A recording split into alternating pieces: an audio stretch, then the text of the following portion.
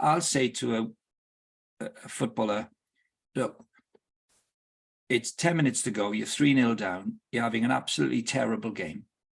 There's 35, 50,000, 60,000 people watching you. You know you've had a terrible game. At that point, it doesn't matter really how strong you are, mentally tough you are, you hate it and you're scared. I mean, you put the front on, you galvanize yourself, you're resilient, but you are scared. You're scared of the manager, you're scared of people's opinions, scared of the crowd. You're scared.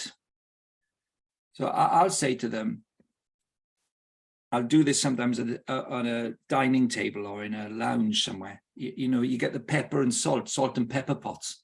And you just did it, actually, Phil. So I'll say to them, look, here's me, that's you, that's the individual. So often when we look up when we're scared, it's because we're interacting with people playing sport. And in the sporting interaction that we're going on, it's going really badly. And so we feel a failure and we're scared.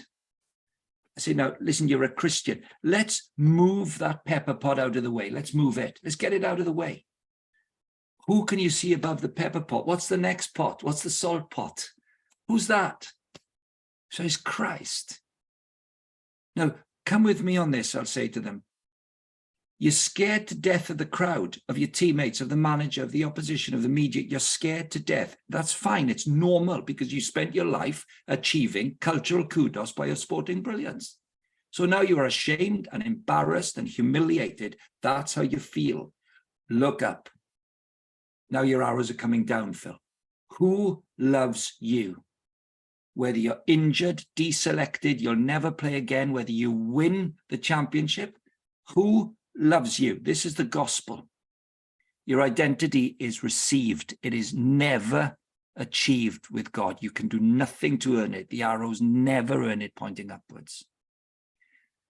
So it seems simplistic to put it like this, doesn't it? But that ability, the ball goes out of play, there's a 30-minute break, the physio might run on, you stop there and you look straight up and you say, I'm not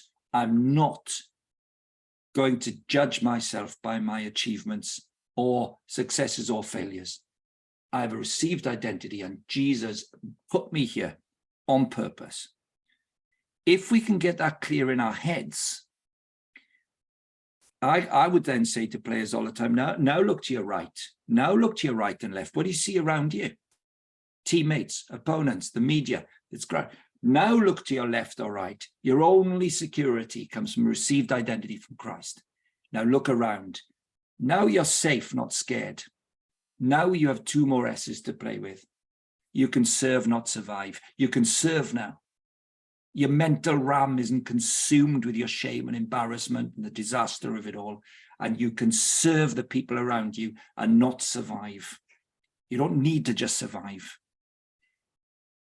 That's the difference between having a received identity and constantly being burdened by an achieved one. So I'm trying to say, Phil, I think it makes sense, not just of the individual's liberation, but this is really important now. We're saved by grace through faith, not by works, so that no one can boast. It's the gift of God. What for? Look up, let that come at you. And then look left and right and say, for we're God's workmanship created in Christ Jesus to do good works which God prepared in advance for us to do. Now you liberate your vocation as an athlete. Now your interactions with other people becomes your school of discipleship. How do you navigate failure, rejection, deselection, winning, championship performances? This is now the great school of discipleship, where you can serve others in the power of Christ. That's what I think has to be pivotal, foundational, the axiomatic basis of any practical sports ministry that we engage in with, certainly with the elite athlete. That's who I am. That's who I am. This has been given to me. My talent was given to me. My salvation and my talent was given to me. It's all a gift. Now, as you say, as you rightly say, I'm safe now. I don't have to be scared. By faith, I'm safe. Now I can really serve because I'm not consumed with my own safety. I don't have to be scared now. I can serve, not survive. That momentum of God changing the athlete where all the other athletes have station or standing from God in common grace to make the world, their village, their city a better place. But you, the Christian, you are aware that the servant-hearted, fully committed, working hard Christian player, with their fulfillment, their authenticity, and their natural witness, is their life's calling. It's their life's calling. Safe to serve, not scared and surviving. That's how I capture it right down.